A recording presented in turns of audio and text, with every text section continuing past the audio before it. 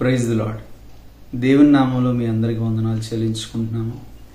మరి దేవుడిచ్చిన ఈ సమయాన్ని బట్టి, ఆయన వాక్యం ధ్యానించుకోవడానికి మనకు ఆయన ఇచ్చిన మరి ఒక సమయాన్ని బట్టి ఆయనకు లెక్కలేని వేలాది వందనాలు చెల్లించుకుంటూ వాక్య భాగంలోనికి వెళ్లే ముందు చిన్న ప్రార్థన చేసుకుందాం. మహిమగల దేవానికి లెక్కలేని వేలాది వందనాలు చెల్లించుకుంటున్నాం తండ్రి. ఇదిగో నీవు ఇచ్చిన వాక్యాన్ని ధ్యానించి చూడగా తండ్రి నాయన, అర్థం చేసుకోవడానికి కావలసిన జ్ఞానమును మాకు దయచేయండి. నీ ఆత్మతోను నీ శక్తితోను మమ్మల్ని నడిపించమని సమస్తమును నీ చేతులకు అప్పగించుకుంటూ అర్థం చేసుకోవడానికి కావలసిన హృదయాన్ని తండ్రి మాకు దయచేయమని పరిశుద్ధమైన యేసు పేరిట వేడుకుంటున్నాం తండ్రి. ఆమేన్. దేవుడు ఈరోజు మనకిచ్చిన వాక్య భాగం పరిశుద్ధ అలంకరణ. పరిశుద్ధ అలంకరణ అంటే ఇందులో రెండు పదాలు మనకు కనబడుతున్నాయి. ఒకటి పరిశుద్ధత, ఇంకొకటి అలంకరణ. అసలు పరిశుద్ధత అంటే ఏంటి? పరిశుద్ధత అంటే సపరేట్ ఫ్రమ్ ద వరల్డ్, అంటే ఈ లోకం నుంచి సపరేట్ చేయబడడం. దేనికోసం సపరేట్ చేయబడడం అంటే దేవుని కోసం మనం ఈ లోకం నుంచి సపరేట్గా పిలువబడడం. పవిత్రత గురించి దేవుడు వాక్యంలో ఈ విధంగా చెప్తున్నాడు. అన్యుల నుంచి మిమ్మల్ని వేరుపరిచి మిమ్మల్ని ప్రత్యేకిస్తున్నాను, మీరు ప్రత్యేకంగా ఉండాలి అని చెప్తున్నాడు. అపవిత్రమైన దాన్ని ముట్టకూడదని ఆయన చెప్తున్నాడు. నేను మీకు తండ్రినై ఉంటాను, మీరు నాకు కుమారులై ఉంటారని సర్వశక్తి గల దేవుడు చెప్తున్నాడు అని వాక్యంలో మనం చూస్తాం. రోమీయులకు రాసిన పత్రిక 12:2 ఇదే విధంగా చెప్పబడుతుంది. అక్కడ ఏమని చెప్తుందంటే, మీరు ఈ లోక మర్యాదను అనుసరింపక ఉత్తమమును అనుకూలమును సంపూర్ణమునైన దేవుని చిత్తము తెలుసుకున్నట్లు మీ మనసు మారి నూతన మగుట వలన రూపాంతరము చెందుడి అనే వాక్యం మనం చూస్తాం. ఇక్కడ కూడా దేవుడు ఏమని చెప్తున్నాడంటే, మన మనసు మారి మనం రూపాంతరం చెందాలి. దేన్ని తెలుసుకున్నట్లు? ఆయన చిత్తం మీద తెలుసుకుని అది ఉత్తమము, అది అనుకూలము, అది సంపూర్ణమునై ఉన్నట్లు దేవుని చిత్తాన్ని తెలుసుకోవడానికి మనం మనసు మారి నూతన మగుట వలన రూపాంతరం చెందాలి. ఇదంతా ఎప్పుడు జరుగుతుంది? ఈ లోక మర్యాదను అనుసరింపకుండా ఉన్నప్పుడు. దేవుడు ఏమని చెప్తున్నాడు? ఈ లోకంలో నుంచి నేను మిమ్మల్ని ప్రత్యేకిస్తున్నాను, మీరు అపవిత్రమైన దాన్ని ముట్టొద్దు, మిమ్మల్ని నేను కుమారుడు అని పిలుస్తాను, మీకు నేను తండ్రిగా ఉంటాను అని సర్వశక్తి గల దేవుడు చెప్తున్నాడని వాక్యంలో మనం చదువుతాం. అదే విషయాన్ని ఇక్కడ రోమీయులకు రాసిన పత్రిక 12:2 కూడా మనం చూస్తాం.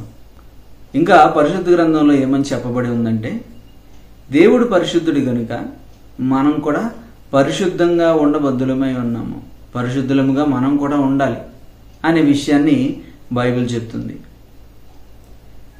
ఈ అన్నిటి విషయంలో కూడా పరిశుద్ధత అనేది మనలో జరిగే మార్పును బట్టి వ్యక్తీకరించబడుతుంది కదా, అది బయలుపడుతుంది. ఆ విధంగా పరిశుద్ధత అనేది ఏ విధంగా బయలుపడుతుంది? మనలో వచ్చిన మార్పును బట్టి అది పరిశుద్ధత అనేది బయలుపరచబడుతుంది. అంటే మనం మార్పు చెందాలంటే మనం హృదయంలో మార్పు కలగాలి. అందుకనే దేవుడు రాతి హృదయాన్ని తీసి మాంసపు హృదయాన్ని మీకు ఇస్తాను అని చెప్తాడు ఆయన కదా. ఇప్పుడు ఈ హృదయాన్ని మనం పొందుకున్న వారమే. అంటే హృదయానికి సున్నతి ఎప్పుడైతే జరుగుతుందో అప్పుడు మన యొక్క జీవితం పరిశుద్ధ జీవితంగా కనబడుతుంది. ఒక మనిషి మారాడు అని చెప్తున్నప్పుడు అతను హృదయంలో మార్పు అనేది వస్తుంది. అతని హృదయంలో మార్పు మనకు కనబడుతుంది. అతను హృదయంలో మార్పు కనబడినప్పుడు బాహ్యంగా కూడా అతనిలో మార్పు మనం గమనించగలుగుతాం. అంతరంగంలో ఎప్పుడైతే మార్పు కలిగిందో అది బాహ్యంగా వ్యక్తీకరించబడుతుంది కనుక అతను మారాడు అని మనం చెప్పగలుగుతాం. అందుకనే దేవుడు హృదయానికి సంబంధించిన ఆ పరిపక్వతని, హృదయానికి సంబంధించిన సున్నతిని దేవుడు కోరుకుంటున్నాడు.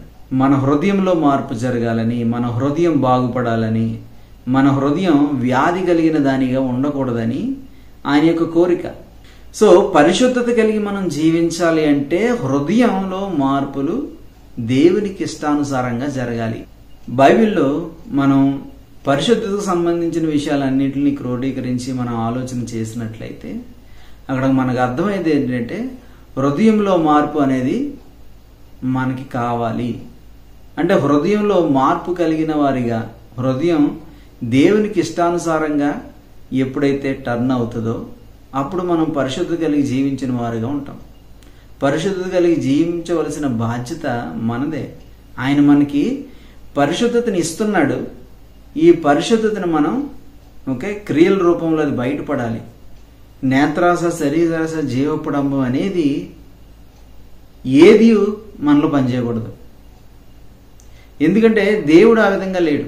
నేత్రాస, శరీరాస, జీవపడంబం అనేది ఆయన్ని ఏలలేదు. ఆయన పరిశుద్ధుడు. మనం కూడా అట్టి రీతిగానే పరిశుద్ధంగా జీవించవలసిన వారమై ఉన్నాం. ఎందుకు? ఆయన కుమారులుగా మనం పిలువబడుతున్నాం గనుక, రాజులైన యాజక సమూహంగా మనం పిలువబడుతున్నాం గనుక, ఆయన నమ్ముకున్న వారముగా, ఆయన యొక్క ఇష్టాలని మనం ఇష్టముగా ఎంచుకున్న వారం గనుక ఆయన శుద్ధుడు, మనం పరిశుద్ధంగా ఉండవలసిన బాధ్యత మనకుంది. సో ఎప్పుడైతే దేవునిలోనికి వచ్చామో ఆయన వాక్యాన్ని మనం గ్రహిస్తూ కడగబడాలి. దేవుని యొక్క వాక్యాన్ని మనం గ్రహిస్తూ కడగబడినప్పుడు పరిశుద్ధతలో మనం నిలిచి ఉండడానికి అవకాశం ఉంది. ఆయనలో మనం నిలిచి ఉండడానికి అవకాశం ఉంది. సో పరిశుద్ధత అంటే హృదయంలో వచ్చే మార్పు, హృదయానికి కావాల్సిన సున్నతి. దేవునికి వ్యతిరేకమైనది ఏది లేకుండా హృదయాన్ని పెట్టుకోవడమే పరిశుద్ధత. దేవునికి వ్యతిరేకమైనది ఏది మన హృదయంలో ఉండకుండా మనం జీవించగలిగితే అది పరిశుద్ధత కలిగి మనం జీవిస్తున్నామని చెప్పచ్చు. అంటే ఇప్పుడు మనం క్రియని ఇక్కడ వ్యక్తపరుస్తున్నామా?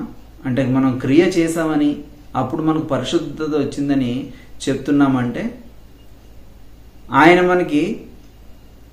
రక్తం ద్వారా ఆయన రక్తం ద్వారా మనని కడగనట్లయితే మనకు పరిశుద్ధత అనేది మనకు అవకాశం కూడా రాదు. ఆయన యొక్క వాక్కుని మనం అర్థం చేసుకున్నట్లయితే మనకు పరిశుద్ధత అనేది రాదు.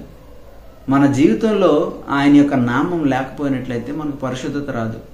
సో మనం ఏదో చేయడం వలన పరిశుద్ధత మనకి రావట్లేదు, కానీ ఆయన మనల్ని పరిశుద్ధతలోనికి నడిపిస్తున్నాడు. ఆయన యొక్క వాక్యాల ద్వారా, ఆయన యొక్క మాటల ద్వారా ఆయన మనల్ని బలపరుస్తున్నాడు, పరిశుద్ధతలోనికి మనల్ని నడిపిస్తూ ఉన్నాడు. సో ఇదంతా హృదయానికి సంబంధించిన విషయం. ఎప్పుడైతే ఒక మనిషి పరిశుద్ధత కలిగిన జీవితం కలిగి ఉన్నాడు అని మనం అంటామో వాడు హృదయంలో సున్నతి కలిగింది అని అర్థం. సో ఇప్పుడు పరిశుద్ధ అలంకరణ అని మనం మాట్లాడుతున్నాం. పరిశుద్ధ అలంకరణ అంటే హృదయానికి ఉండవలసిన అలంకరణ. పరిశుద్ధత ఏ విధంగా వస్తుంది? హృదయంలో జరిగే మార్పును బట్టి మనకు పరిశుద్ధత వస్తుంది. దేవునికి ఇష్టానుసారమైన హృదయంగా మన మారుతుంది కనుక పరిశుద్ధమైన హృదయం కలిగి ఉంటాం. అదేవిధంగా ఇప్పుడు పరిశుద్ధ అలంకరణ అంటే హృదయానికి అలంకరణ జరగాలి. దేవుడు హృదయానికి అలంకరణను చూస్తున్నాడు. హృదయాలంకరణ అనేది దేవుడు కోరుకుంటున్నాడు. 1 పేతురు 3వ అధ్యాయము 1-4 చదువుకుందాం. ఇక్కడ చూసినట్లయితే, అటువలే స్త్రీలారా మీరు మీ స్వపరుషులకు లోబడి ఉండుడి. అందువలన వారిలో ఎవరైనను వాక్యమునకు అవిధేయులైతే వారు భయముతో కూడిన మీ పవిత్రత. అందువలన 1 పేతురు 3వ అధ్యాయము 1-4 చూసినట్లయితే, అటువలే స్త్రీలారా మీరు మీ స్వపురుషులకు లోబడి ఉండుడి. అందువలన వారిలో ఎవరైనను వాక్యమునకు అవిధేయులైతే వారు భయముతో కూడిన మీ పవిత్ర ప్రవర్తన చూచి వాక్యము లేకుండానే తమ భార్యల నడవడి వలన రాబట్టబడవచ్చును. జడలు అల్లుకొనుటయు, బంగారు నగలు పెట్టుకొనుటయు, వస్త్రములు ధరించుకొనుటయునను వెలుపటి అలంకారము మీకు అలంకారముగా ఉండక, సాధువైనట్టియు మృదువైనట్టియు గుణమును అక్షయ అలంకారము గల మీ హృదయపు అంతరంగ స్వభావము, అక్కడ బ్రాకెట్లో అంతరంగ పురుషుడు, మీకు అలంకారముగా ఉండవలను. అది దేవుని దృష్టికి మిగుల విలువగలది. స్త్రీల గురించి చెప్తూ అక్కడ 4వ వచనం వరకు స్త్రీల గురించి మాట్లాడుతూ స్త్రీ ఏ విధంగా ఉండాలి, తన భర్త విషయంలో స్త్రీ ఏ విధంగా ఉండాలనే విషయాన్ని చెప్తున్నాడు. అంతకుముందు ఏమని చెప్పాడు? గొర్రెల కాపరి దగ్గర మంద ఏ విధంగా ఉంటుందని చెప్తూ ఇక్కడ స్త్రీ పురుషుని దగ్గర ఏ విధంగా ఉండాలనే విషయాన్ని చెప్తున్నాడు. స్త్రీ ఏ విధంగా ఉండాలంట? మీ పురుషులకు లోబడి ఉండండి, మీ స్వపురుషులకు లోబడి ఉండండి. 2వ వచనంలో ఎవరైనా వాక్యమునకు అవిధేయులైన వారైతే మీలో ఉన్న పవిత్రమైన ఆ ప్రవర్తనను బట్టి, భయభక్తులు కలిగిన ప్రవర్తనను బట్టి మీరు వాక్యం వాళ్ళకి చెప్పకుండానే వాళ్ళలో మార్పు వచ్చే అవకాశం ఉంది. ఇప్పుడు వాక్యం ఎవరయ్యారు అంటే ఆ స్త్రీ యొక్క ప్రవర్తన వాక్యంగా అక్కడ కనపరచబడుతుంది, కార్యరూపం దాలుస్తుంది అన్నమాట. తనలో వాక్యం ఉంది, ఆ వాక్యం కార్యరూపం దాల్చి తన ద్వారా క్రియలు బయలు పెడుతున్నాయి. ఆ క్రియలు ఎదుటి వ్యక్తిని మార్చగల శక్తిగా ఉంటున్నాయి కదా. అప్పుడు మార్పు అనేది అవిధేయులైన భర్తలో మార్పు అనేది వస్తుంది, అవిశ్వాసత కలిగిన భర్తలో మార్పు అనేది వస్తుంది. 3వ వచనంలో చెప్తున్నది ఏంటంటే జడలు అల్లుకొనుట, బంగారు నగలు పెట్టుకొనుట, వస్త్రములు ధరించుకొనుట, వెలుపటి అలంకారము మీకు అలంకారముగా ఉండక. ఇందాక మనం పరిశుద్ధ అలంకరణ అంటే హృదయానికి సంబంధించిన అలంకరణ అనేది విషయాన్ని మనం చదువుకున్నాం కదా, దాన్ని అర్థం చేసుకోవడానికి ప్రయత్నించాం. ఇక్కడ అదే విషయాన్ని ఇక్కడ వాక్యంలో ఏం చెప్తున్నాడంటే, ఒకవేళ మీరు స్త్రీలుగా మీరు బాహ్యమైన అలంకరణకి మీరు ఎక్కువ సమయాన్ని వెచ్చిస్తున్నారేమో, మీ కాన్సన్ట్రేషన్ అంతా మీ బాహ్య అలంకరణ కోసం మీరు చూపిస్తున్నారేమో. అట్లా కాదు, బాహ్యమైన అలంకరణ కాదు కానీ అంతరంగ పురుషునికి అలంకారము, బాహ్యమైన అలంకరణగా ఉండదు కానీ హృదయానికి అలంకరణ కలిగి ఉండాలి అనే విషయాన్ని చెప్తున్నాడు. ఓకే, సాధువైనట్టి మృదువైనట్టి గుణమగు అక్షయ అలంకారమును మీ హృదయంలో మీరు కలిగి ఉండాలని చెప్తున్నాడు. అంటే అంతరంగ పురుషునికి ఆ అలంకారం చేయబడి ఉండాలి. అంటే మన హృదయం ఎటువంటి స్వభావాన్ని కలిగి ఉండాలంట? సాధువైనట్టి మృదువైనట్టి హృదయముగా ఉండాలి. అప్పుడు అది దేవుని దృష్టికి చాలా ఇష్టంగా ఉంటుంది అనే విషయాన్ని చెప్తున్నాడు. ఇక్కడ మనం గమనించినట్లయితే స్త్రీ పురుషునితో ఈ విధంగా ఉండాలి అనే విషయాన్ని మనం అర్థం చేసుకోగలుగుతున్నాం కదా. ఒక స్త్రీ పురుషునితో ఈ విధంగా ఉండాలి. ఎందుకు? ఫ్యామిలీ అనే ఇన్స్టిట్యూట్లో దేవుడు భర్తని అధికారిగా పెట్టాడు కదా. దేవుని సన్నిధిలో స్త్రీ పురుషులిద్దరూ సమానమే. స్త్రీ పురుషులిద్దరూ ఆయనకి భిన్నంగా ఏం కనబడట్లేదు కానీ ఆయన సృష్టిలో వాళ్ళు ఆయనకి ఒకేలా కనబడుతున్నారు. ఇక్కడ మనం అర్థం చేసుకోవాల్సింది ఏంటంటే, పురుషుని దగ్గర అంటే భర్త దగ్గర భార్యలు ఏ విధంగా ఉండాలనే విషయాన్ని మనం అర్థం చేసుకోగలుగుతున్నాం. ఒకవేళ ఇది భార్యలు ఈ విధంగా ప్రవర్తిస్తున్నారు అంటే దీని వెనక కారణం ఏమై ఉండొచ్చు? భార్యలు ఈ విధంగా బాహ్య అలంకరణకి ఎక్కువ మక్కువ చూపిస్తున్నారు అంటే దీనికి కారణం ఏమై ఉండొచ్చు? ఎవరిని ఆకర్షించడానికి వాళ్ళు బాహ్య అలంకరణను ఎక్కువగా చేస్తున్నారు? పురుషుల్ని ఆకర్షించడానికో లేకపోతే జీవపు డంబాన్ని వాళ్ళు ప్రదర్శించడానికో, నేత్రాసనం లేకపోతే శరీరాసనం, వాళ్ళు ఏదైతే ఇష్టంగా కోరుకుంటున్నారో దాన్ని నెరవేర్చడానికి వాళ్ళు ఆ పని చేస్తున్నారు అనుకుంటే ఇక్కడ ప్రాబ్లం ఎందుకు వస్తుంది? కేవలం స్త్రీకే ఈ ప్రాబ్లం ఉందా? పురుషులకు కూడా ఈ ప్రాబ్లం ఉందా? ఇక్కడ ఒకటి మనం గమనించాలి.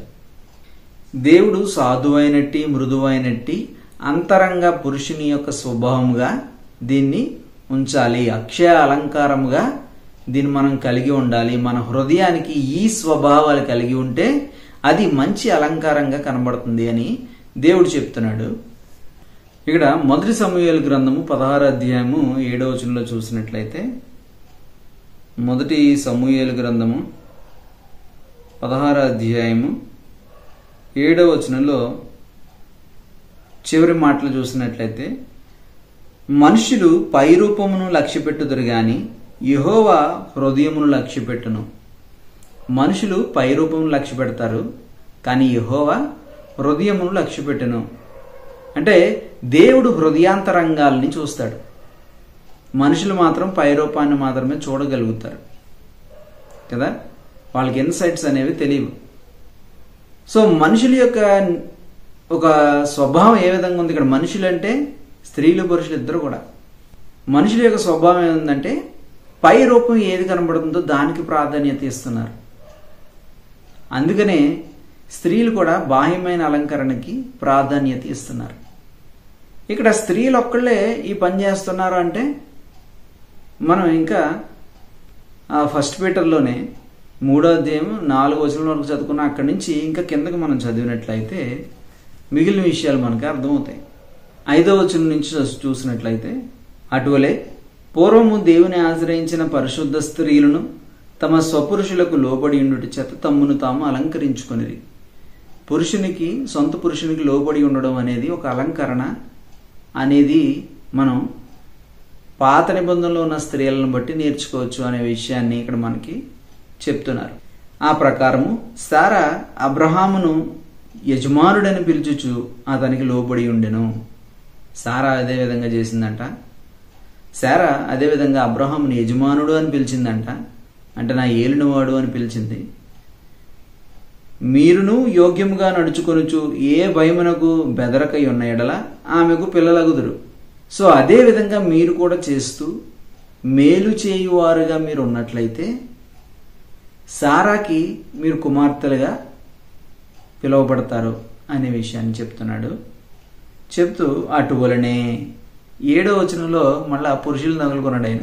అటువలనే పురుషులారా, జీవమును కృపావరములో మీ భార్యలు మీతో పాలివారమై ఉన్నారని ఎరిగి ఎక్కువ బలహీనమైన ఘటమని భార్యను సన్మానించి మీ ప్రార్థనలకు అభ్యంతరము కలగకుండానట్లు జ్ఞానము చొప్పున వారితో కాపురం చేయుడి. వాళ్ళు బలహీనమైన ఘటమని తెలుసు గనుక వాళ్ళని ఇష్టం వచ్చినట్టు మాట్లాడమని, తక్కువ చేసి మాట్లాడమని దేవుడు చెప్పట్లేదు, కానీ వాళ్ళని సన్మానించమని చెప్తున్నాడు. ప్రార్థనలకి అభ్యంతరం లేకుండా తెలివిగా మరి కాపురం చేయండి అని చెప్తున్నాడు ఆయన. చెప్తే 8వ వచనంలో తుదకు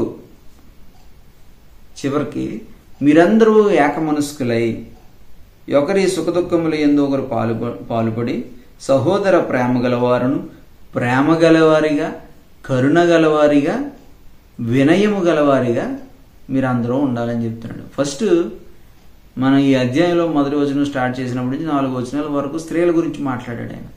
కొన్ని ఎగ్జాంపుల్స్ ఇచ్చాడు. ఆ తర్వాత మళ్ళీ పురుషుల దగ్గరకు వచ్చాడు. ఆ తర్వాత మళ్ళీ పురుషుల గురించి మాట్లాడుతున్నాడు ఆయన.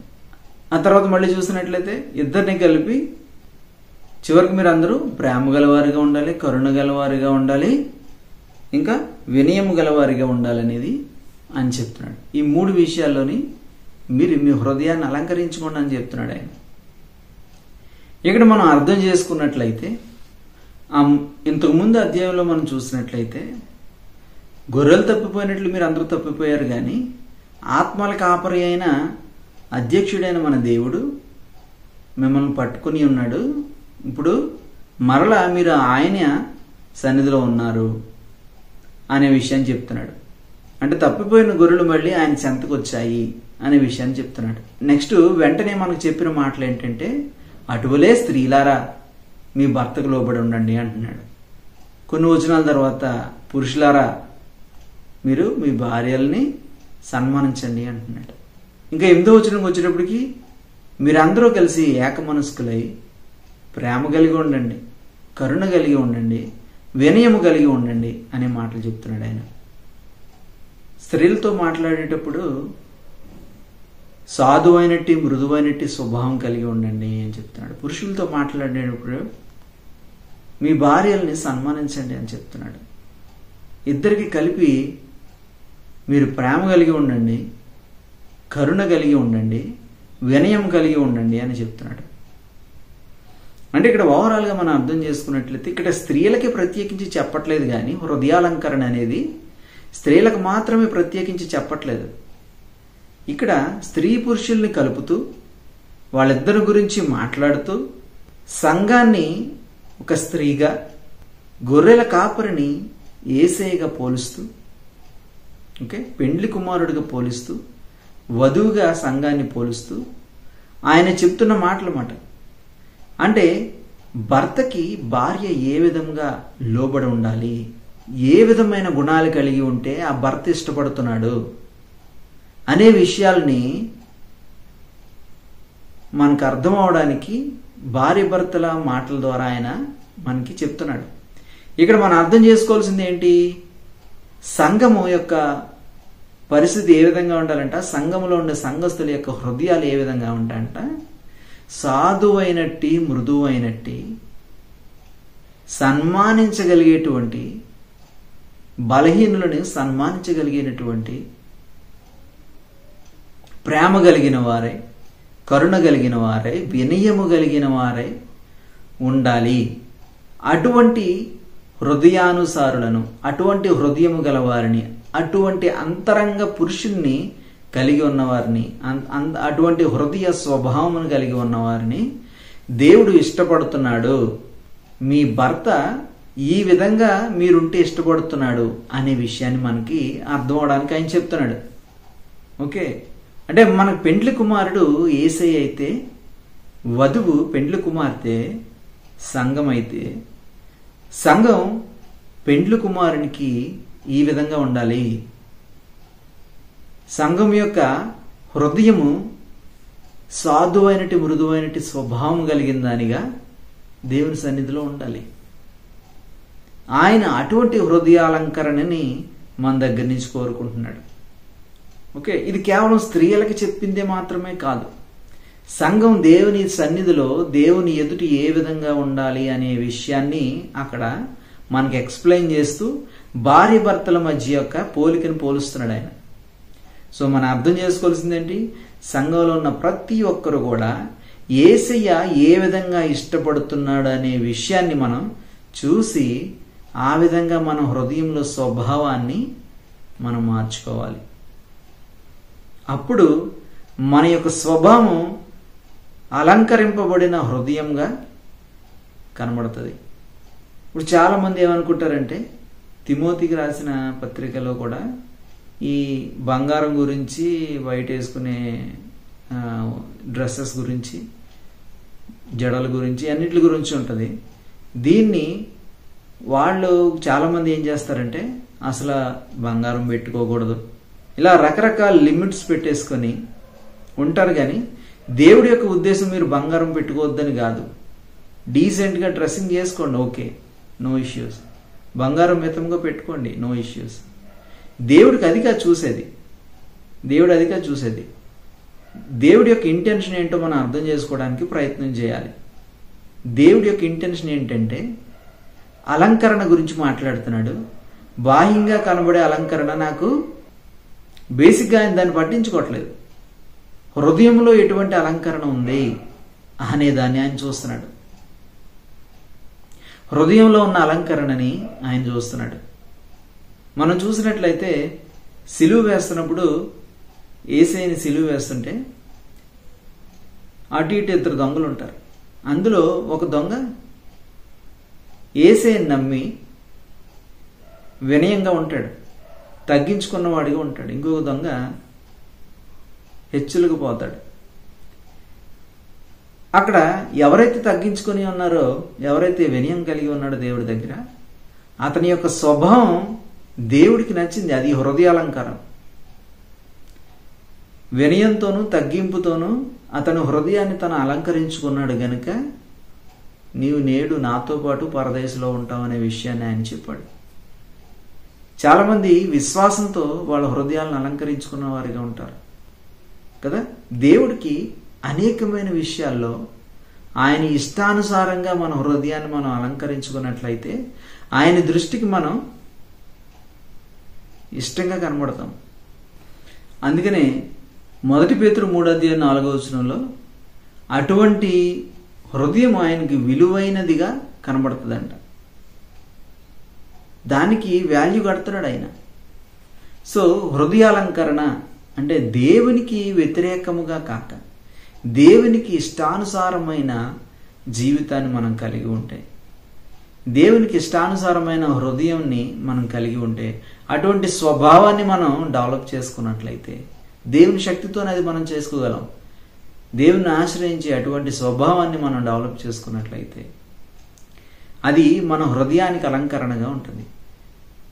నువ్వు బాహ్యంగా ఏ విధంగా అలంకరించుకున్నావు అనేది మ్యాటర్ కాదు, కానీ హృదయంలో నీ అలంకరణ సరి అయినదిగా ఉందా లేదా అనేది దేవుడికి కావాల్సింది. దేవుణ్ణి నువ్వు నమ్ముతున్నావు అంటే దేవుని చిత్త ప్రకారమే నీ ఆలోచన ఉంటుంది. సో బాహ్యంగా నీ అలంకరణ కూడా చేంజ్ అవుతుంది. ఏది హెచ్చులకు పోవు, అన్నీ మితంగా ఉంటుంది. అంటే నీ హృదయంలో ఆల్రెడీ దేవునికి స్థానం ఉందని అర్థం. నువ్వు నీ హృదయంలో దేవునికి స్థానం ఇస్తున్నావు కనుకే నీ జ్ఞానేంద్రియాలు అనేవి ఆయన చేతిలో నువ్వు పెట్టగలుగుతున్నావు. సో హృదయాలంకరణ అంటే దేవునికి ఇష్టానుసారమైన జీవితాన్ని మనం స్వభావంగా కలిగి ఉండడం. దేవుడు ఎటువంటి జీవితాన్ని ఆయన కలిగి ఉన్నాడో అదే విధమైన జీవితాన్ని మనం కూడా కలిగి ఉండడం. కొంతమంది నా దేవుడు ఇట్లా చేశాడు కాబట్టి నేను కూడా ఇట్లా చేస్తున్నాను అనేది అంటూ ఉంటారు. లేకపోతే ఎవరన్నా నువ్వు ఎందుకు ఇట్లా ఉంటున్నావు అంటే నా దేవుడు చెప్పాడు కాబట్టి నేను ఇట్లా ఉంటున్నాను అని అంటాం. అక్కడ ఇంకొక అర్థానికి అది దారి తీయొచ్చు. ఒక ఆజ్ఞను తీసుకుని దాన్ని మనం పాటిస్తున్నట్టుగా అది ఉండొచ్చు. కాకపోతే ఇక్కడ మనం చేయవలసింది ఏంటంటే, మనకిష్టమైన ఒక వ్యక్తి గురించి మనం ఏం చేస్తాము, వాళ్ళకి ఇష్టమైనది ఏదో మన జీవితాల్లో అది మనం ఇష్టంగా భావిస్తాం. సో ఎప్పుడైతే దేవుని మనం ప్రేమిస్తున్నామో అని చెప్తున్నామో అప్పుడు ఆయన చెప్పిన విషయాలు మనకు ఆజ్ఞలుగా కనబడట్లేదు, కానీ ఆయన చెప్పిన విషయాలు మన హృదయంలో నాటబడినదై మన హృదయంలో నుంచి మనం వాటిని కార్యరూపం దాలుస్తున్నమాట. మన హృదయంలోంచి అవి బయటికి కార్యాల రూపంలో బయటకు వస్తాయి.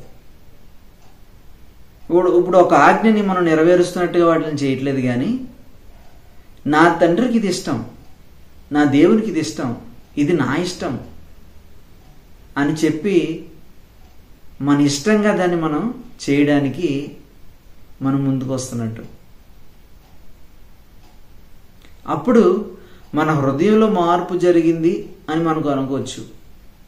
లేకపోతే ఏదో ఆశించి చేస్తున్నట్లుగా కనబడుతుంది అన్నమాట. ఎలాగంటే ఆఫీసులో నువ్వు ఇప్పుడు డబ్బులు ఇస్తున్నారు కాబట్టి పనిచేసినట్టు ఉంటుంది. కానీ దేవుడు హృదయంలో మార్పు కలిగి ఉండాలి, స్వభావముగా అది మారాలి అంటున్నాడు ఆయన. సాధువైనట్టి మృదువైనట్టి స్వభావాన్ని మీ హృదయానికి అలంకారంగా పెట్టుకోండి అని అంటున్నాడు.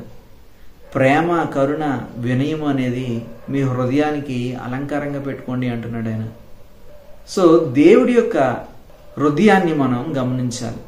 పెండ్లి కుమారుడు ఏ విధమైన పెండ్లి కుమార్తెనైనా ఇష్టపడుతున్నాడనే సంగతి మనం గ్రహించి ఆయనకి ఇష్టానుసారమైన వధువుగా సంఘం అనేది ఉండాలి. అది యథార్థమైన హృదయాలంకరణ. ప్రార్థించుకుందాం. మహిమగల దేవ వందనాలు చెల్లించుకుంటున్నాను తండ్రి, ఇచ్చిన వాక్యాన్ని బట్టి వందనాలు ప్రభువా.